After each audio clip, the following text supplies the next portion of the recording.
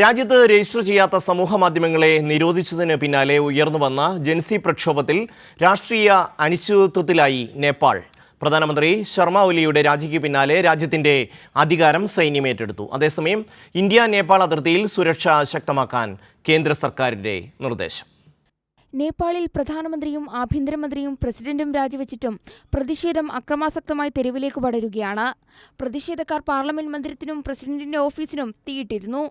മുൻ പ്രധാനമന്ത്രി ജലനാഥ് ഖനാലിന്റെ വീടാക്രമിച്ച ജനക്കൂട്ടം ഭാര്യ രാജലക്ഷ്മി ചിത്രാക്കറെ ചുട്ടുകൊന്നു. കാഠ്മണ്ഡു ഉൾപ്പെടെ പ്രധാന നഗരങ്ങളിൽ കർഫ്യൂ തുടരുകയാണ്. ത്രിഭുവൻ അടക്കമുള്ള വിമാനത്താവളങ്ങൾ അടഞ്ഞുകിടക്കുകയാണ്.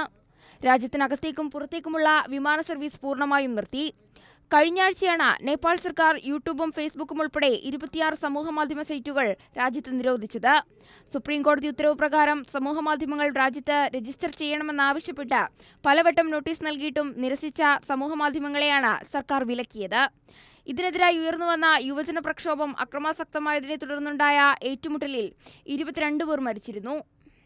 മലയാളികൾ ഉൾപ്പെടെ നേപ്പാളിലെത്തിയ നിരവധി വിനോദസഞ്ചാരികൾ മടങ്ങാനാകാതെ നേപ്പാളിൽ കുടുങ്ങിക്കിടക്കുകയാണ്. ഇവരെ തിരിച്ചെത്തിക്കാനുള്ള ഊർജിത ശ്രമം പുരോഗമിക്കുകയാണെന്ന് കേന്ദ്ര വിദേശകാര്യ മന്ത്രാലയം വ്യക്തമാക്കി. സംഘർഷം തീരുന്നതുവരെ നേപ്പാളിലേക്ക് ഇന്ത്യക്കാർ യാത്ര ഒഴിവാക്കണമെന്നും നിർദ്ദേശമുണ്ട്. നേപ്പാളിലുള്ള ഇന്ത്യക്കാർ സുരക്ഷിത സ്ഥാനത്ത് കഴിയണമെന്നും വിദേശ മന്ത്രാലയം അഭ്യർത്ഥിച്ചു. നേപ്പാൾ ബീഹാർ അതിർത്തിയിലും സുരക്ഷ കർശനമാക്കി. International desk, Kairali news.